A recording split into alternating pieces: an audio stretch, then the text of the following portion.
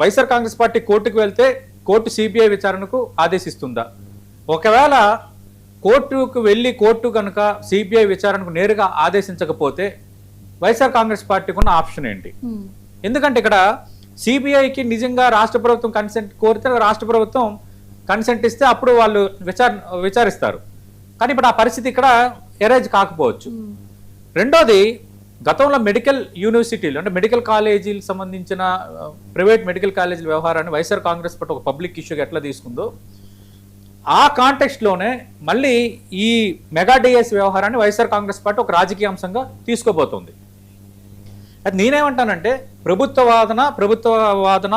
అధికారులు ఓపెన్గా ఎట్లా జరిగాయి అంటూ ఆధారాలతో సహా ఇది జరిగిందని వాళ్ళు ఓపెన్గా చూపిస్తున్నారు. లేదా అవకతవకలు జరిగాయి, ఇలా తప్పుడు పనులు చేశారు, అసలైన అభ్యర్థులకు న్యాయం జరగలేదని ఎవరంటున్నారు? వైఎస్ఆర్ కాంగ్రెస్ పార్టీ అంటుంది.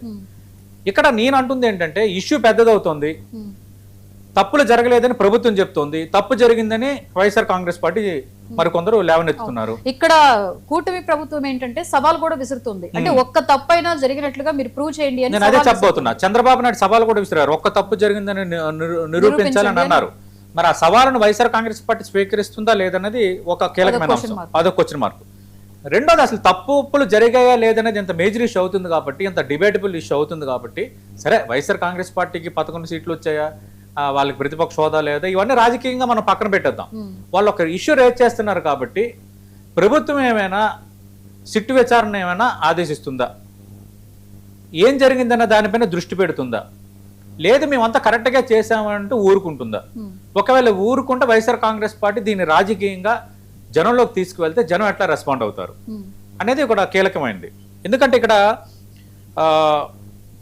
ఉద్యోగులు సంబంధించి ఉద్యోగాల భర్తీకి సంబంధించి కొంత యూత్లో కొంత అసహనం ఉంది. ఏ విధంగా అంటే ఇంకా అనుకున్నంత స్థాయిలో ఉద్యోగాల భర్తీ జరగట్లేదని. సరే, వచ్చిన వెంటనే మెగా డిఎస్సీ చేశారు, ఉద్యోగాలంతా బస్ట్గానే వచ్చాయి, ఇంకా 31 ఖాళీలు మిగిలే ఉన్నాయి. ఇదంతా అంతా జరిగిపోయింది. ఇది జరిగి దాదాపు కొన్ని నెలలు గడిచిపోయిన తర్వాత ఈ వివాదం తెర ముందుకు రావటం అనేది కొంత ఆలోచించదగింది. కానీ ఫ్యాక్ట్స్ ఏంటి, రియల్ ఫ్యాక్ట్స్ ఏంటి అనేది మనం ఒక జస్టిఫికేషన్కి రాలేం. వైఎస్ఆర్ కాంగ్రెస్ పార్టీ అట్లా అంటుంది కదా, అది కరెక్టే కదా అని మనం చెప్పలేం. ప్రభుత్వం చెప్తోంది, ఇలాంటి విషయంలో ప్రభుత్వం ఇచ్చిన వివరణ మనం నమ్మాలి కొన్ని టెక్నికల్ ఎవిడెన్స్ కింద. రెండోది, బ్రిడ్జ్ గేమ్ అనేది అది ఒక రకమైన పేకాట అని వైఎస్ఆర్ కాంగ్రెస్ పార్టీ ఆరోపిస్తుంది. కాబట్టి లేదు, మేము గుర్తించిన 65 గేమ్స్ అంటే స్పోర్ట్స్ కోటాకు సంబంధించి ఒక 65 గేమ్స్ గుర్తించారు. ఈ 65 గేమ్స్లో ఎవరైనా ప్రతిభ కనపరిస్తే వాళ్ళకి ఆ ఫెడరేషన్ కానీ యూనివర్సిటీ నుంచి ఒక స్పోర్ట్స్ సర్టిఫికేట్ అనేది ఇస్తారు. అది స్పోర్ట్స్ కోటాలో మీరు ఏదైనా జాబ్ అప్లై చేసుకోవటానికి అది అనేది అర్హత పత్రం అన్నమాట. అంటే మన ఇప్పుడు ఎన్సీసీ కోటా ఉంటుంది, స్పోర్ట్స్ కోటా ఉంటుంది, బీసీ కోటా ఉంటుంది, ఉమెన్ కోటా ఉంటుంది, ఫిజికల్లీ ఛాలెంజ్డ్ డిసేబుల్డ్ కోటా, ఇట్లా కోటాస్ అన్నీ ఉంటాయి. మరి ఈ స్పోర్ట్స్ కోటాలో ఈ బ్రిడ్జ్ కోర్స్ అనేది, బ్రిడ్జ్ గేమ్ అనేది ఇది స్పోర్ట్స్ కోటాగానే పరిగణించాము, అన్ని చూసుకునే అన్ని విధానాలకు తగ్గట్టుగానే ఇది చేశామని అజయ్ జైన్ ఆంధ్రప్రదేశ్ రాష్ట్ర ప్రభుత్వ ప్రధాన కార్యదర్శి చెబుతున్నారు. కాబట్టి ఇప్పుడు దీనిని తేల్చాల్సింది ఎవరు? ఈ బ్రిడ్జ్ కోర్స్ అనేది స్పోర్ట్స్ కోటాలోకి వస్తుందని తేల్చాల్సింది ఎవరు? ఇప్పుడు ఇది ప్రశ్న, ఎవరు తేల్చాలి? అది తేలనంత వరకు అది ఇప్పుడు ప్రభుత్వం చెప్తుంది కరెక్ట్ అవుతుంది కదా. అందుకు ఈ బ్రిడ్జ్ కోర్స్ బ్రిడ్జ్ గేమ్ అనేది ఏదో ఉందో, ఈ బ్రిడ్జ్ గేమ్ అనేది దీనికి అర్హత ఉంది అనేది ఒకటి. మిగతా రాష్ట్రాల్లో కూడా దీన్ని అర్హతగా తీసుకుంటున్నారా అనేది రెండోది. మూడోది, జాతీయ స్థాయిలో ఎక్కువగా ఈ స్పోర్ట్స్ కోటాలో ఎక్కువగా రిక్రూట్మెంట్ అనేది జరుగుతుంది. జాతీయ స్థాయిలో ఈ బ్రిడ్జ్ గేమ్ అనే దానికి స్పోర్ట్స్ కోటాకు అర్హత ఉందా? ఇవన్నీ పక్కన పెట్టేద్దామండి. అసలు స్పోర్ట్స్ కోటాలో ఎవరికి ఇవ్వాలి, స్పోర్ట్స్ కోటాలో ఏ స్థాయిలో గేమ్స్ ఆడితే అవి స్పోర్ట్స్ కోటా కిందకి వస్తాయనేది నేషనల్ లెవెల్లో ఒక పాలసీ ఉందో లేదనేది ఇప్పుడు తేలాలి. ఎందుకంటే ఇక్కడ ఆంధ్రప్రదేశ్ ప్రభుత్వం ఇండివిజువల్గా ఇస్తే అది చెల్లుతుందా, లేదంటే జాతీయ విధానం ఏమైనా ఉందా, నేషనల్ పాలసీ ఉందా స్పోర్ట్స్ కోటా పైన, ఆ పాలసీలో ఏముంది అనేది ఇప్పుడు తేలకపోతే ఈ ఇష్యూ అనేది కొంత వివాదం అనేది కొంత పెరుగుతుంది. అయితే ఆంధ్రప్రదేశ్ ముఖ్యమంత్రి మాట్లాడుతున్నారు, ప్రభుత్వ అధికారులు మాట్లాడుతున్నారు, ఆంధ్రప్రదేశ్ మంత్రులు మాట్లాడుతున్నారు, నారా లోకేష్ మంత్రి మాట్లాడారు. మేమంతా పెర్ఫెక్ట్ గానే ఉన్నామని అన్నారు. పెర్ఫెక్ట్ గా ఉండొచ్చు కూడా, నేను వాళ్ళని ఇక్కడ తప్పు పట్టట్లేదు. ఎందుకంటే నేను అదే అన్న ప్రారంభంలో వైఎస్ఆర్ కాంగ్రెస్ పార్టీ చేస్తున్న వాదనే కరెక్ట్ అని నేను సర్టిఫికెట్ ఇవ్వట్లేదు. కానీ అట్ ది సేమ్ టైం ఇది ఒక బిగ్ డిబేటబుల్ ఇష్యూ అయింది కాబట్టి వైఎస్ఆర్ కాంగ్రెస్ పార్టీ రేట్ చేస్తుంది కదా, మనం ఎందుకు దీన్ని ఇదిగా చూసుకోవాలని కూటమి కూడా అనుకోకూడదు. లేదు ఇదంతా ఇగొండని మరింత స్పష్టత ఇవ్వాల్సిన అవసరం ఉంది. స్పష్టత ఇవ్వకపోతే ఇది కొంత గందరగోళానికి కారణం.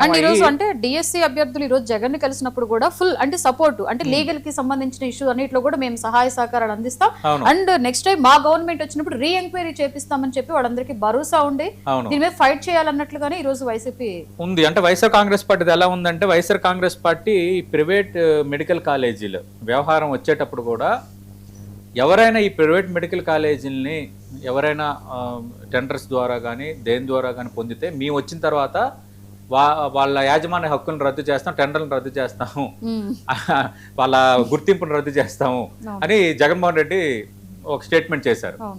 అది కొంత ఇంపాక్ట్ కొంతవరకు పడింది. ఇప్పుడేమంటున్నారు, ఒకవేళ ఇది వస్తే మేము రీ ఎగ్జామ్ చేస్తాము, మొత్తం అంతా ఇది చేస్తాం అంటున్నారు. దీనివల్ల సమస్య ఏంటంటే, ఇక్కడ వైఎస్ఆర్ కాంగ్రెస్ పార్టీ గమనించాల్సింది ఏంటంటే, మీరు తప్పు జరిగింది అంటున్నారు కదా, తప్పు జరిగింది ఎందులో, స్పోర్ట్స్ కోటాలో జరిగింది అంటున్నారు. స్పోర్ట్స్ కోటాలో కొందరికి న్యాయబద్ధంగా కూడా జరిగి ఉండొచ్చు కదా, స్పోర్ట్స్ కోటాలో కొందరికి న్యాయబద్ధంగా కూడా ఉపాధ్యాయ పోస్టులు వచ్చి ఉండొచ్చు కదా, వచ్చి ఉంటాయి. ఇప్పుడు మొత్తం మళ్ళీ మేము రీ ఎగ్జామ్ నిర్వహిస్తాము, మళ్ళీ రీ ఎంక్వైరీ చేస్తాము ఇవన్నీ అంటే, ఒకటి స్పోర్ట్స్ కోటా వరకు రీ ఎంక్వైరీ చేయటం అనేది ఒక ఎత్తు. లేదు మొత్తం ఈ మెగా డిఎస్సిని మేము రద్దు చేసి, ఒకరిద్దరు వైఎస్ఆర్ కాంగ్రెస్ జగన్మోహన్ రెడ్డి ఆ మాట అన్నట్టు లేరు, కానీ ఒకరిద్దరు నేతలు అన్నారు మేము వస్తే అధికారంలోకి వస్తే మెగా డిఎస్సిని రద్దు చేస్తామన్నారు. అది మాత్రం తప్పుడు మాట. మీరు మెగా డిఎస్సిని ఎట్లా రద్దు చేస్తారు? మెగా డిఎస్సిలో స్పోర్ట్స్ కోటాలో మీకు ఆరోపణలు అభ్యంతరాలు ఉన్నప్పుడు, స్పోర్ట్స్ కోటాలో అవకతవకలు జరిగాయి అన్నప్పుడు సిబిఐ విచారణ ఏది ఉన్నా మీరు దాని మీద అడగండి. కానీ 16,134 పోస్టులకు సంబంధించి 39 ఖాళీలు ఉన్నప్పటికీ దాదాపు 16,095 పోస్టులు రిక్రూట్ అయ్యాయి. కాబట్టి మరి ఆ అభ్యర్థుల భవితవ్యం అనేది మళ్ళీ మీరు సందిగ్ధంలో పెడతారా? ఆ అభ్యర్థులు మళ్ళీ బితుకుమంటూ రేపు పొద్దున్న ఏమైనా వచ్చు, మళ్ళీ డిఎస్సి రద్దు అయితే మన జాబులు పోతాయి అన్న భయంలో రేపు పొద్దున్న వాళ్ళు ఉద్యోగ నిర్వహణ చేయాలా? ఈ విషయంలో కొంత వైఎస్ఆర్ కాంగ్రెస్ పార్టీ ఆలోచించాలి.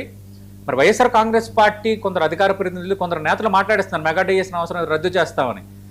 అది ఆ విషయంలో కొంత వైఎస్ఆర్ కాంగ్రెస్ పార్టీ అగ్రనేతలు క్లారిటీ ఇవ్వాలి. మెగా డిఎస్సిని రద్దు చేయటం కాదు, మీకు అభ్యంతరాలు ఉన్న అంశం సంబంధించి స్పోర్ట్స్ కోటాలో ఉన్నాయి కాబట్టి దాని మీద రీ ఎంక్వైరీ చేయండి. ప్రభుత్వం ఇస్తున్న వివరణ నచ్చట్లేదు కాబట్టి సిబిఐ విచారణ కావాలంటున్నారు కాబట్టి కోర్టు మెట్లకి సిబిఐ విచారణను మీరు తెప్పించుకోవచ్చు. ఇలాంటి ఆప్షన్స్ ఉన్నాయి. కానీ మొత్తం మెగా డిఎస్సిని రద్దు చేస్తాము అన్న ఒక భావన అలాంటివి ఏమైనా మాట్లాడారు అనుకోండి, అదేమవుతుంది? ఆల్రెడీ ఈ డిఎస్సి ద్వారా ఉద్యోగాలు